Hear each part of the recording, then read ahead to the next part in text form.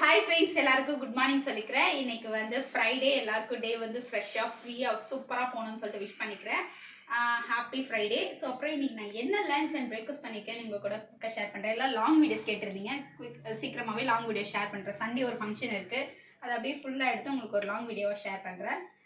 அப்புறம் நான் என்ன லஞ்ச் அண்ட் பிரேக்ஃபாஸ்ட் பண்ணிக்கிறேன் குயிக்காக ஷேர் பண்ணியிருக்கேன். வாங்க பார்க்கலாம்.